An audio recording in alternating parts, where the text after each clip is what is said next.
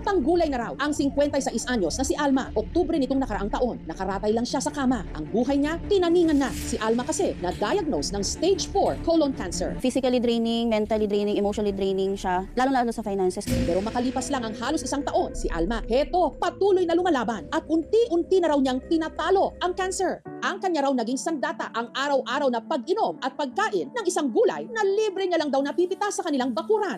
Ito ang gulay na paboritong isahog sa munggo at tinola, malunggay. Ako masabi sa malunggay, basta malakas siya, malakas ang resistensya ko. At hindi lang daw si Alma ang makakapagpatotoo sa bisa nito. Naging cancer-free po ako dahil sa malunggay. Malunggay talaga yung pinaka-effective. Alam na nating napakasustansya talaga ng malunggay. Pero gaano katotoong mabisa rin itong pangontra kahit pa sa cancer? Dito sa kanilang tahanan sa Naik, Cavite, patuloy na nagpapalakas ngayon si Alma. Wala raw siyang iniinom na gamot at ang nagsisilbi na lang daw niyang maintenance ang araw-araw na pag-inom at pagkain ng malunggay. Kahit na yung sapsoy na hindi naman dapat lagyan, nabubuduran ko ng malunggay yan. 3 beses sa isang araw rin siya kung uminom ng malunggay tea o yung homemade na pinakuluang dahon ng malunggay. Ang mga malunggay ni na Alma, libre lang daw na pinipitas ng kanyang anak na si Christine sa bakuran ng kanyang hipag. Kanya itong hinimay-himay, hinugasan at pinakuluan.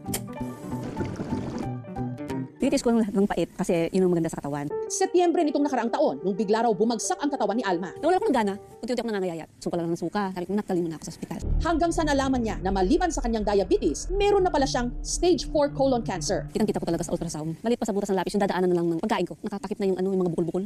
Na-diagnose din siya ng 7 iba pang mga sakit. Pati baga ko, naapektuhan na, pati pantog, tinapyas na. Si Alma na-confine sa ospital sa loob ng mahigit 2 buwan.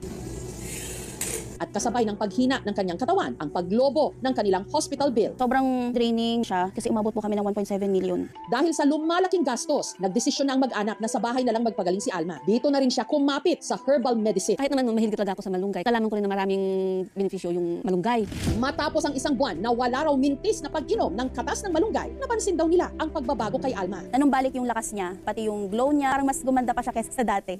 Ang kanyang colon cancer naman, unti-unti na rin daw gumagaling. Natigil yung pain na sinisigaw ko sa ospital. Yung pasalamat ko sa Panginoon na binigyan niya ako ng buhay. Ang malunggay o Moringa oleifera, kilalang superfood. Mataas siya sa beta-carotene, meron siyang quercetin, magnesium, calcium, especially vitamin C. Mataas ang antioxidant properties niya. Mabilis sumabong. So the more na kinukuhaan mo siya ng dahon, the more na dumadami yung kanyang mga usbong.